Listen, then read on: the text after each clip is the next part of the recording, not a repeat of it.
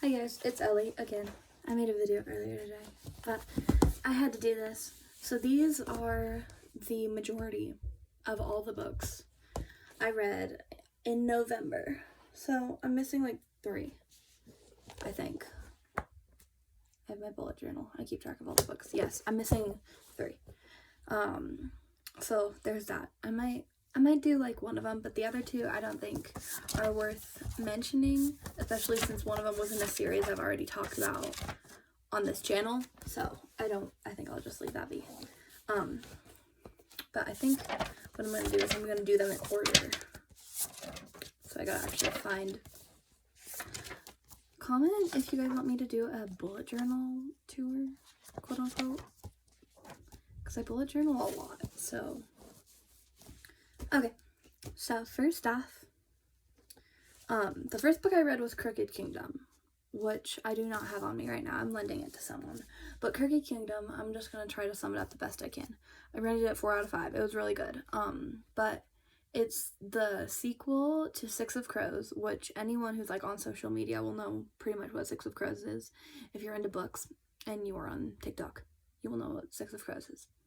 But it's pretty much, for those who don't know, it's pretty much a series about these 6 like ragtag gang of renegades trying to perform this like crazy heist, and Crooked Kingdom takes place after this crazy heist, but their team has been drained of resources, allies, and everything that you would need to pretty much survive in this city as a criminal. And so instead of like the one big heist that you have in Six of Crows, you have to get this thing back. They had to like get this person, and then they had to drain this and do all these things. So it's more of like all over the place. But I really enjoyed it. It's really famous for its quotes, so I really liked most of the quotes from it. Leigh Bardugo is just such an amazing writer, so I love her writing style. The only thing is the pages are like really long. Like I can't reach books. But the pages are like really long. So there was that. But it's only like 500 pages ish, the book is. So I would highly recommend. Obviously you have to read the first one first though. And multiple POVs is like my favorite thing. So theater snout. Yeah, that's what you're supposed to do at theater, apparently. This is a golf clap. Off subject. Anyways, so second book, I actually have a copy of this one. Saving the World and Other Extreme Sports by James Patterson. This is part of the Maximum Ride series, which is not a very popular series. It was really popular in like 2007, like right when I was born. So it should be more popular. It's really good though. So there are like 8 books, I think. It's a long haul, my friends. But they're not extremely long. But pretty much it's these 6 bird hybrid kids running from the school that like they call it this, or like the school that made them. And so they like genetically modified them. But James Patterson is such a funny author. And yeah, like legitimately one of the first lines in the book is like, I'm adding 2 and 2 together and getting 36. And everyone's like, are you okay, hun? It's funny though. And this book has a lot of revelation in it. And so, because there's technically 2 series, but this one is like the final of the first series. So it gives you that vibe. And it's really good. I'm just going to tell you guys that. So that's one. I rated that one 3.5 out of 5. So that'd be 7 out of, anyway, I'm not gonna get into math. Math hates me. So the next book I read is Just Like That by Gary D. Schmidt. This book had no business making me cry as hard as it did, honestly. So pretty much it's told separate POVs, which is my favorite thing.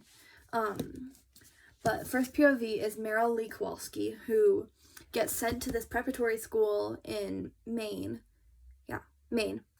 after the tragic death of her best friend, which alone made me cry because there's literally also, her best friend was named Holling Hood. I don't know if anyone finds that weird but me, but I don't know, this just bothers me. But like, it's made me cry because I have a very deep connection with my best friend. And so I was like, oh my gosh, okay. It was like in the first like 4 chapters too. And I'm like, this book has no business making me cry at 3 a.m. over the first chapter. Like, okay, anyway. So that book is really good. The other POV is Matt Coffin, who has been on the run since he was like 8 years old because he got in deep with a gang. And they're like, hey, bro. And they murdered his best friend. And so he's like, yep, peace. So there's that. And they meet unexpectedly. And it's romance, you know? The only thing that bothers me is, like, it's based in, like, the 60s, but they're like, I'm in love, and they're, like, 13, and I'm 13, and I'm like, I don't think I'm old enough to date yet. And, like, I know people do that, and, like, I'm good with that, but I'm like, personally, I think it's a little bit weird. Like, why are you talking about marriage at 14 years old? Huh. But, you know, 60s were weird, so there's that. Like, the cover, please appreciate the cover art. It's so pretty. Like the ombre, like, ooh, honey, you beautiful. So I read that one 3.5 out of 5. So this one, A Curse So Dark and Lonely by Bridget Kemmerer, I think. Bridget Kemmerer. Please, don't kill me. So this is like, if you watched my birthday haul video, I got this for my birthday from my best friend. But it's like a Beauty and the Beast fairy tale retelling. So it's like, the prince, his name's Ren, I love Ren. But he is forced to relive his 18th birthday. Like the season of his 18th birthday, which is like fall. Like over and over and over again. And he can't die. But if he like dies, the season just restarts. And so it doesn't really work. But at the end of the season, he turns into like a monster. Hence the Beauty and the Beast thing. But, the only way to break the curse is to, like, make a maiden fall in love with him, but everyone's heard of the monster and everyone thinks that the prince is dead, so he can't get anyone from his kingdom, so he sends his royal guard out to, kidnap women from DC and, like, US, for his courtship, which, you know, is kind of weird. Enter Harper, who's, like, a very headstrong, you know, sass queen. And she's, like, she sees the guard, like, kidnapping the one girl, and she's like, oh my gosh, you! And, like, smacks him across the head with a crowbar, and accidentally gets kidnapped instead. But she has such a strong will to not fall in love with Ren. She's like, I can't, you're evil. And he's like, I'm not evil, I'm just trying to do what's best for my kingdom. And it's slow burn enemies to lovers. Back to enemies, back to lovers. And I'm a huge Beauty and the Beast fan, so it like made my soul happy. Okay. And it's a trilogy. I haven't read any of the other books, but it's a trilogy, so there's that. Okay, that book was 3 out of 5. This book, probably one of my new favorite books, honestly. This is There You'll Find Me by Jenny B. Jones, which reminds me of Judy B. Jones, if you ever read that as a child. I didn't, because I read the first book and, like, she licked her shoe, and I was like, oh my gosh. So there's that. But that's irrelevant. So There You'll Find Me is about, Finley Sinclair, who she goes to Germany following her, since deceased brother's travel journal to this place that he loved so much. And he died, obviously, because I said that already. But he's dead. And she meets this boy, obviously, because the cover. His name is Beckett, and he's a German heartthrob. And he's like, yeah. It's like, he's like in a movie, but it's like Twilight, but German. And I love it. But he's like, yeah, it's fine. But it's like Twilight, but German, and it's so hot.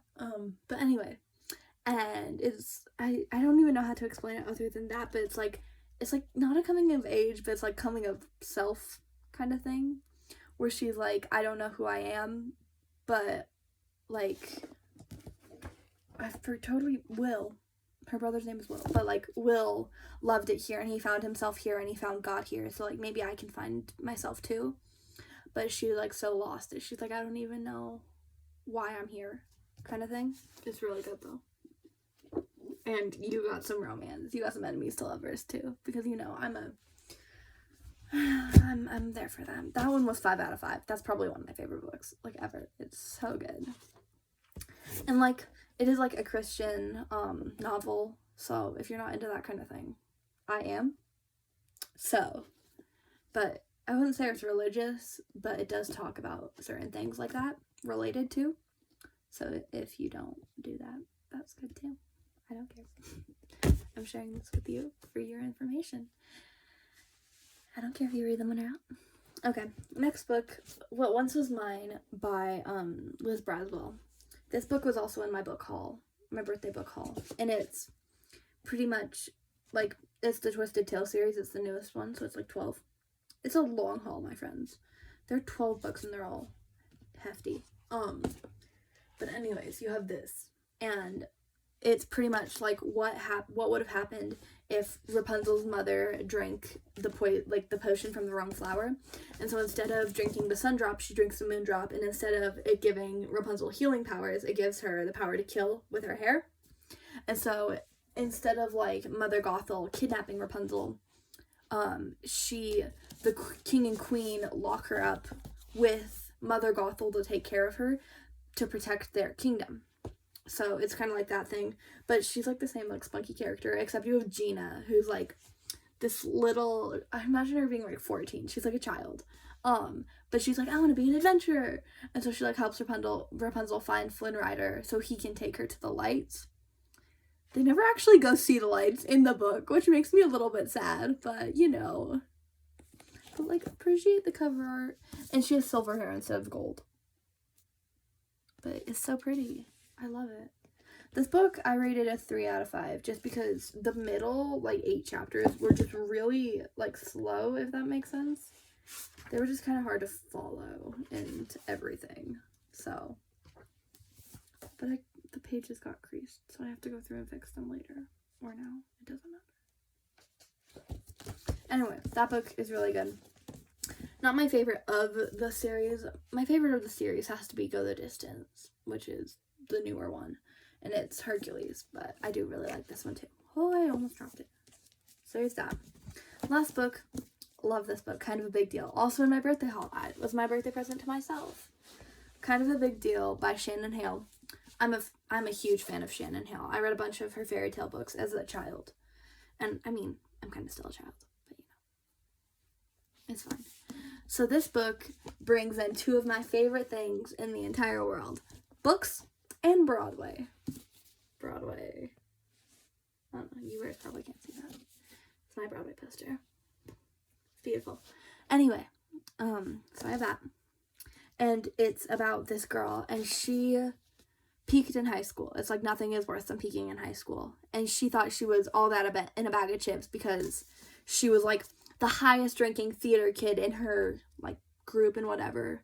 She like got all the lead roles. Her director was like, they did Wicked, and he's like, who do you want to be, Elphaba or Glinda? Like, you don't need to audition. I know who you are. And so he signs her up for a Broadway audition, and she flunks it. So she moves to Montana with this lady who she babysits for pretty much as like a live-in nanny. While there, she she finds a bookstore, and she like is trying to read the books, but she can't read them because she's blind.